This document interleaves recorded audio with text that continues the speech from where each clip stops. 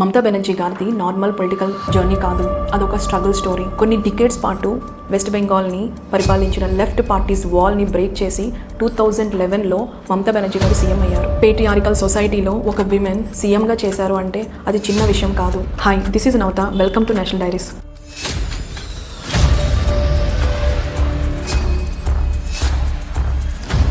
మమతా బెనర్జీ గారి లీడర్షిప్కి ఒక డార్క్ సైడ్ ఉంది. ఏ విమెన్ ఓటర్ని తన ఓట్ బ్యాంక్గా ఫీల్ అయ్యారో అదే విమెన్కి ప్రొటెక్షన్ అండ్ సెక్యూరిటీ ఇవ్వడంలో ఆవిడ ఫెయిల్ అయ్యారు. లక్ష్మీ బంధార్, కన్యాశ్రీ లాంటి స్కీమ్స్తో 2.4 crore విమెన్కి దగ్గరయ్యారు అండ్ అది స్ట్రెంత్గా మార్చుకున్నారు. కానీ ఆర్జీకార్ నుంచి సందేశ్ ఖాళీ ఇన్సిడెంట్స్ తర్వాత ఆమె సైలెన్స్ చాలా క్వశ్చన్స్ని రైజ్ చేసింది. చాలామంది విమెన్కి తన వెల్ఫేర్ స్కీమ్స్తో దగ్గరైనా కూడా, ట్రస్ట్ బిల్డ్ చేసినా కూడా ఈ ఇన్సిడెంట్స్తో ఆమె వీకెన్ అయ్యారని చెప్పుకోవచ్చు. నెక్స్ట్, వెల్ఫేర్ పాలిటిక్స్ గురించి మనం మాట్లాడితే ఎక్కడ వెల్ఫేర్ స్కీమ్స్ ఉంటాయో అక్కడే స్కామ్స్ ఉంటాయి. Corruption, syndicate Raj system, cut money ఇలాంటివి ఎక్కువగా కనిపిస్తూ ఉంటాయి.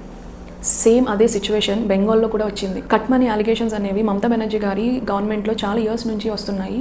కానీ ఆవిడ దాన్ని ఎంతవరకు రిజాల్వ్ చేశారు అనేది మనం గమనించాలి. 2019లో మమతా బెనర్జీ గారు ఓపెన్గా ఎవరైతే కట్ మనీ తీసుకున్నారో వాళ్ళు రిటర్న్ ఇవ్వాలి అని చెప్పి పబ్లిక్ స్టేట్మెంట్ ఇచ్చారు. కానీ ఇండైరెక్ట్గా మనం అర్థం చేసుకోవాల్సింది ఏంటి అంటే కట్ మనీ అనేది గ్రౌండ్ లెవెల్లో జరుగుతుంది అని. ఈ ఇష్యూని రిజాల్వ్ చేయడానికి మమతా బెనర్జీ గారు డైరెక్ట్ బెనిఫిట్ ట్రాన్స్ఫర్ అనేది తీసుకొచ్చారు. కానీ గ్రౌండ్ లెవెల్లో పొలిటికల్ లీడర్స్ ఇన్ఫ్లుయెన్స్ వల్ల అది అంత ఎఫెక్టివ్గా ఇంప్లిమెంట్ అవ్వలేదు. ఇప్పుడు అది ఓట్స్ రూపంలో రిఫ్లెక్ట్ అయ్యింది. జాబ్స్ అండ్ ఎంప్లాయ్మెంట్లో ఈ ఎస్ఎస్సి టీచర్స్ రిక్రూట్మెంట్ అనేది ఒక భారీ స్కామ్ అండ్ భారీ కాంట్రవర్సీ అయిపోయింది.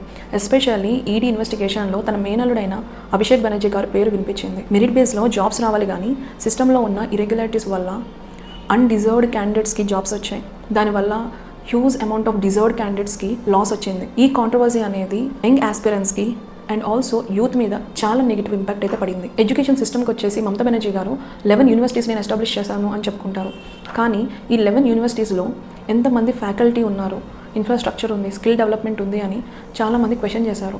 ఎస్పెషల్లీ కొంతమంది యూనివర్సిటీ వైస్ ఛాన్సలర్స్ వాళ్ళ యూనివర్సిటీస్లో ఎలాంటి ఇన్ఫ్రాస్ట్రక్చర్ లేదు, స్టూడెంట్స్కి ఇండస్ట్రియల్ నార్మ్స్ ప్రకారంగా వాళ్ళకి ట్రైనింగ్ అండ్ ప్లేస్మెంట్స్ అనేవి జరగట్లేదు అని చాలామంది ఓపెన్గా కూడా చెప్పారు. ఎంప్లాయ్మెంట్ విషయంలో మమతా బెనర్జీ గారి గవర్నమెంట్ ఫెయిల్ అయింది అని మనం చెప్పుకోవచ్చు. మనం చూస్తూనే ఉంటాము, బెంగళూరు కానీ, చెన్నై కానీ, లేదంటే హైదరాబాద్లో చాలామంది బెంగాలీస్ ఇక్కడ వర్క్ చేస్తారు. హ్యూజ్ మైగ్రేషన్ అనేది బెంగాల్ నుంచి స్టార్ట్ అయింది అండ్ ఇప్పుడు జరుగుతుంది కూడా. ఇండస్ట్రియల్ ఎక్స్పాన్షన్ కానీ లేదు అని అంటే ఇన్వెస్ట్మెంట్ ఆపర్చునిటీస్ కానీ అక్కడ గవర్నమెంట్ ఎప్పుడు వెల్కమింగ్గా ఉండేది కాదు.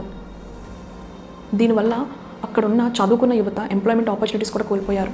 సో ఫైనల్గా చెప్పాలి అంటే మమతా బెనర్జీ గారి డౌన్ఫాల్ సడన్గా జరిగింది కాదు, అది స్టెప్ బై స్టెప్ గ్రాడ్యువల్గా కొలాప్స్ అయ్యింది. దాని రిజల్ట్ 2026లో మనం చూసిన రిజల్ట్. టైంతో పాటు బెంగాలీస్ తన గవర్నెన్స్ని అబ్జర్వ్ చేశారు, అనలైజ్ చేశారు. వెల్ఫేర్ నుంచి ఎంప్లాయ్మెంట్ వరకు ప్రతి సెక్టార్లో వాళ్ళ డెవలప్మెంట్ అనేది స్కేల్ చేయడం జరిగింది. ఆల్టర్నేటివ్ ఉందా అని ఆలోచించారు. అలా స్లోగా పర్సెప్షన్ నుంచి డిస్సాటిస్ఫాక్షన్ అనేది పెరిగింది. బట్ మన జరిగిన 2026 ఎలక్షన్స్లో మమతా బెనర్జీ గారి ఓట్ షేర్ 40% అయితే ఉంది. కానీ అది ఎంతవరకు తను సస్టైన్ చేసుకుంటారు అనేది ఒక క్వశ్చన్ మార్క్. లేదా స్టిల్ తన పార్టీని అభిషేక్ బెనర్జీ గారి చేతిలో పెడతారా అనేది చూసుకోవాలి. అభిషేక్ బెనర్జీ గారి మీద చాలా అలిగేషన్స్ ఉన్నాయి. టీచర్స్ రిక్రూట్మెంట్లో ఆయన హ్యాండ్ ఉంది అని అంటారు, స్కూల్ స్కామ్లో ఆయన హ్యాండ్ ఉంది అంటారు, ఈ కట్ మనీలో కూడా లోకల్ లెవెల్ లీడర్స్లో ఈయన ఇన్ఫ్లుయెన్స్ ఉంది అని అంటారు. సో నిజంగా అభిషేక్ బెనర్జీ గారి ఓవర్ ఇన్వాల్వ్మెంట్ వల్ల గ్రౌండ్ కార్డర్ డిస్టర్బ్ అయ్యిందా, గూండాగిరి స్టార్ట్ అయిందా అనేది మేబీ బెంగాలీ ప్రజలు ఆలోచించుంటారు. Extortion, scams, corruption, anti incumbency west బెంగాల్లో హైగా పెరిగిపోయినాయి. నాకున్న 41% ఓట్ షేర్ అనేది ఎంతవరకు దాన్ని సస్టైన్ చేసుకుంటారు అనేది మనము అప్కమింగ్ డేస్లో చూడాలి.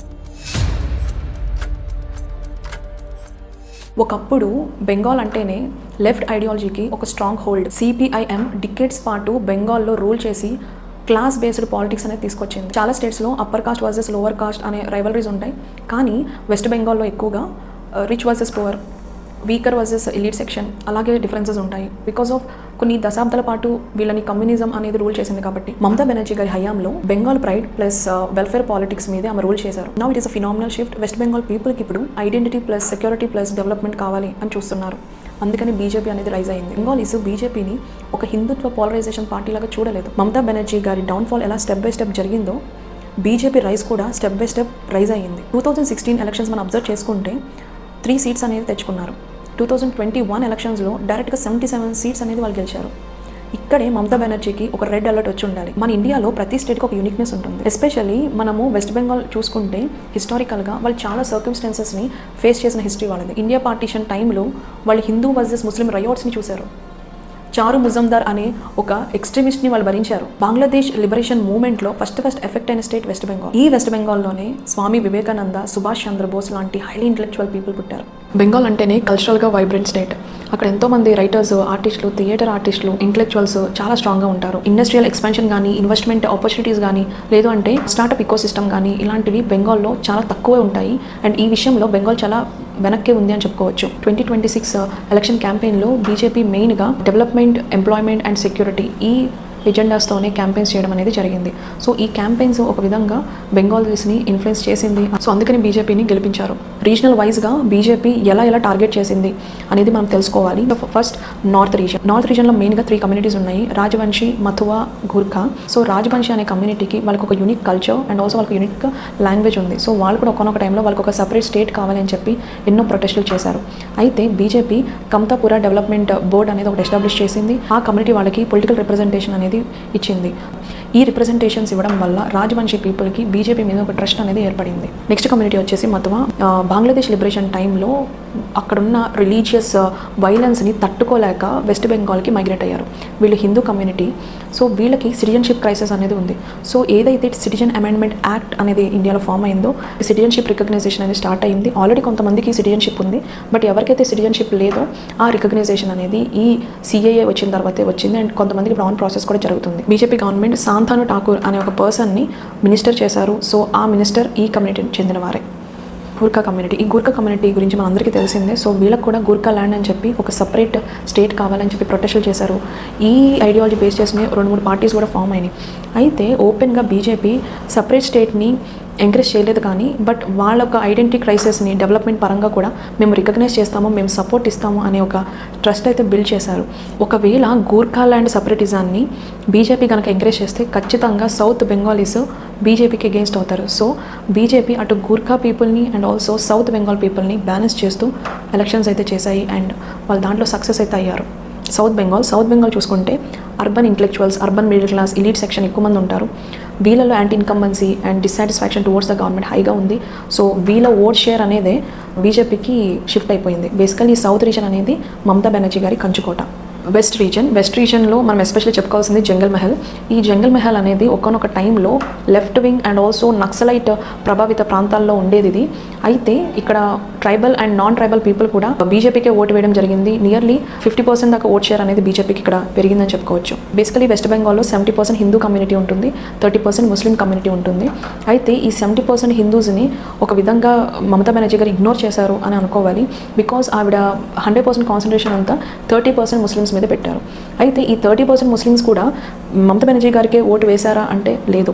Because left party plus Indian national Congress ఒక ఎలీస్లో ఉన్నారు. సో వీళ్ళతో పాటుగా ఏజేయూపీ అనే ఒక ముస్లిం సెంట్రిక్ పార్టీ ఉంది. ఈ పార్టీ వల్ల ముస్లిం ఓట్స్ అనేవి స్ప్లిట్ అయినాయి. సో ఈ స్ప్లిట్ అవడం వల్ల ఎక్కువ ఎఫెక్ట్ పడింది మమతా బెనర్జీ గారికి. రీసెంట్గా పోల్ పర్సెంటేజ్ చూసుకుంటే 40% బీజేపీకి పడింది ఓట్ షేర్, 40% మమతా బెనర్జీ గారికి పడింది. సో రెండు ప్యారలల్గానే పడ్డాయి.